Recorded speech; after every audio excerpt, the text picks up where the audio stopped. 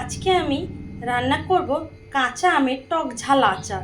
খেতে এতটাই ভালো লাগে আপনাদের আমি বলে বোঝাতে পারবো না। যেভাবে বানাচ্ছি সেমভাবে আপনারা বানাবেন। আগে তার জন্য তো আচারের জন্য কি তৈরি করতে হবে, আগেই ভাজা মশলা। ভাজা মশলা না হলে আচারের টেস্ট হয় না, তাই না বলুন? এখানে শুকনো লঙ্কা, তারপরে গোটা ধনে, কাল কাল হচ্ছে মরিচ, কালো মরিচ বলতে গোলমরিচ, তারপরে রাঁধুনি, মৌরি, মেথি, কালো জিরা, সাদা জিরা, আর হচ্ছে মুড়ি তো আপনাদের বলেই দিয়েছে, আর গোটা গরম মশলা, এলাচ, লবঙ্গ, দারুচিনি, আর গোটা ধনেও আছে, দেখেছেন? এগুলো সব আমি শুকনো কড়ায় রোস্ট করে নেবো বা ভেজে নেব। আর আচার যদি বছর বছর রাখতে চান, কিছু না হয়, সেমভাবে যেভাবেই বানাচ্ছে সেমভাবে কিন্তু বানাবেন।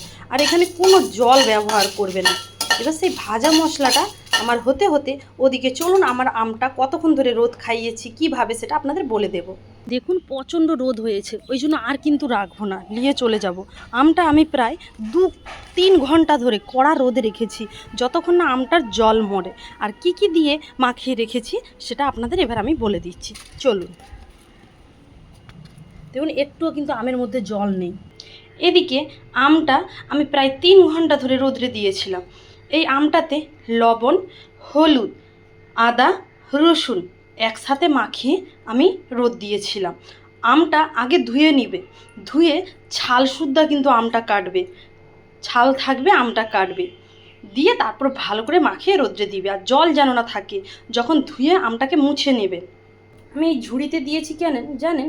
যেহেতু লবণ দেওয়া আছে, জল ঝরবে, সেই জন্য ঝুড়ির মধ্যে এইরকম চেষ্টা করবেন রোদ্রে দেওয়ার। তারপরে মিলে মিলে দিয়ে সুতির কাপড়ও আপনারা দিতে পারেন। এদিকে দেখুন আমার ভাজা মশলাটাও রেডি।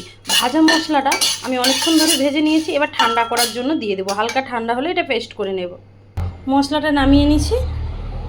এবার এখানে এই কড়ার মধ্যে 1 লিটার পুরো তেল দিয়ে দিচ্ছি। 1 লিটার একদম সরষের তেল এখানে দিয়ে দিবেন। আপনারা বুঝে শুনে যেরকম আম থাকবে সেরকম বুঝে শুনে তেলটা ব্যবহার করবেন। তেলটা যেন আমার মধ্যে ডুবে থাকে, তবেই কিন্তু আচার বেশি দিন ভালো থাকবে। পুরো এরকম 1 লিটার তেল এখানে দিয়ে দিলাম। তেলটা কিন্তু খুব ভালোভাবে তেলটা গরম করে নিয়েছি। এবার এখানে সামান্য আমি চিনি দিয়ে দিলাম তেলের উপরে। আপনারা কেউ যদি মনে করেন এই আচারে চিনি দিতে চান আপনারা দিতে পারেন, কিন্তু আমি চিনি দেবো না, টক টক করবো, তাই তেলের উপরে সামান্য দিলাম। এবার 2টো তেজপাতা আর শুকনো লঙ্কা এখানে দিয়ে দিলাম। আর তেলটা গরম হওয়া বলতে ঠিক ধোঁয়া ওঠার আগের মুহূর্ত, সেই সময়টা সেইভাবে গরম করবে। এবার এখানে আমি আমগুলো দিয়ে দিচ্ছি। এবার একে একে করে আমি সব আমগুলো দিয়ে দেবো, যেন না ধোঁয়া উঠে তেলটায়, ধোঁয়া ওঠার ঠিক আগের মুহূর্তে দিবেন। এবার এখানে আমগুলো দিয়ে দিয়েছি। এবার এই তেলের সাথে আমগুলো খুব ভালোভাবে কিন্তু ভেজে নেব।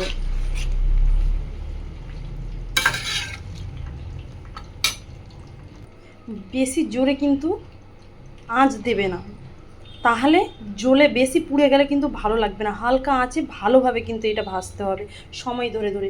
এবার সেই ভাজা মশলাটা আমি মিক্সিতে পেস্ট করে নেব। আমার হালকা ঠান্ডা হয়ে গিয়েছে। এদিকে আমার ভাজা মশলাটা রেডি। আর হচ্ছে এই যে আচারটা বানাচ্ছি, আপনারা 2 বছর 3 বছরও রাখবেন, কিচ্ছু হবে না। আরেকবার আপনাদের আমি আবার বলে দিচ্ছি, আমি কিন্তু আদা বাটা, রসুন বাটা, লঙ্কার হলুদ দিয়ে রোদ খাইয়েছিলাম। লঙ্কা দেয়নি, হলুদ আর লবণ দিয়ে। জানেন, আপনাদের একটা কথা বলি, যদি আপনারা এখানে কেউ গুঁড়ো লঙ্কা দিতে চান আপনারা মাখিয়ে দিতে পারেন। আমি যখন এই যে আপনাদের একটা কথা বলতেছি, আমি যখন আদা বাটা বা রসুন বাটা দিয়েছিলাম কিন্তু জল ব্যবহার করিনি, খুবই কম, সামান্য। যদি মনে হচ্ছে যে বাটা হবে না, তখন আপনারা সামান্য একটু জল দিয়ে বাটবেন। এদিকে সর্ষেটাও আমি বেটে নিয়েছি, এটাও কিন্তু শিলে বেটেছি, আদা রসুনও শিলে বেটেছি, শিলেই বাটবেন। যখন মানে আচার করবেন তখন শিলে বাটা মশলাটা বেশি ভালো হয়। সর্ষেটাও সামান্য জল দিয়ে, কিন্তু সর্ষে তো আর এমনি বাটা যায় না, প্রথমে এমনি মজমজা করে আগে রোদ খাই নেবে, তারপরে এমনি বাটবে, তারপর জল দিয়ে, সামান্য জল দিয়ে বাটবে, দেখবে ভালোই বাটা হয়ে যাবে। আচার মানেই লবণ আর ঝালটা কিন্তু টান টান দিতে হবে, তবেই ভালো লাগবে।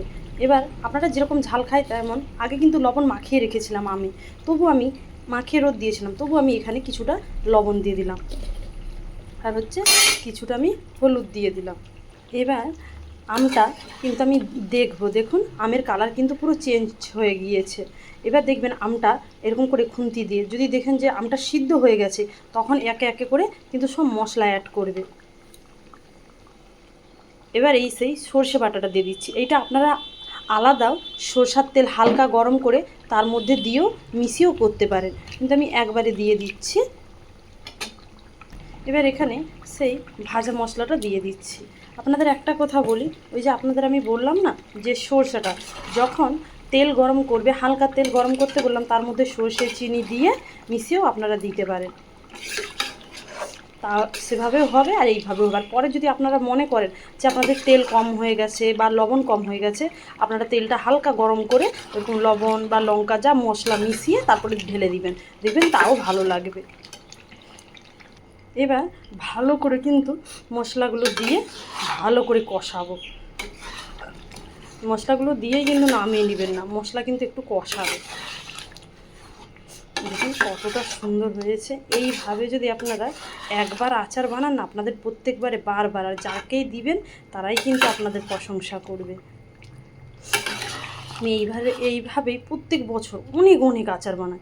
তারপর আমার মেয়ের বান্ধবীর বাড়ি, এই বাড়ি, ওই বাড়ি, সবার বাড়ি দিতে দিতে বাবার বাড়ি সে ভাইরা শুধু বলতেছে দিদি আচার সবার জন্য এইভাবেই দিই, আবার পাড়ার সবাই খায়, সেই জন্য আমি বানাই। এবার তারা সবাই ভালো বলে, সেইটাই আপনাদের কাছে ওই জন্য দিই যে ভালো লাগে সবার। আর বছরেও কিচ্ছু হবে না এই আচার। দেখুন আচারটা কমপ্লিট হয়ে গেছে। এবার কীভাবে রাখলে ভালো হবে সেটাই আপনাদের বলবো। আচারটা ঠান্ডা হলে তারপরে কিন্তু জারে, শুকনো জার, এই যে দেখুন আগে ভালো করে ধুয়ে নিয়েছি, জারটা ধুয়ে মুছে নিয়েছি। জারের মধ্যে যেন কোনো মানে জল না থাকে, তাহলে কিন্তু নষ্ট হয়ে যাবে। এবার এটাকে কিন্তু আমি খুব ভালোভাবে ঠান্ডা করে নেব। দেখুন কতটা সুন্দর লেগেছে। এবার এটাকে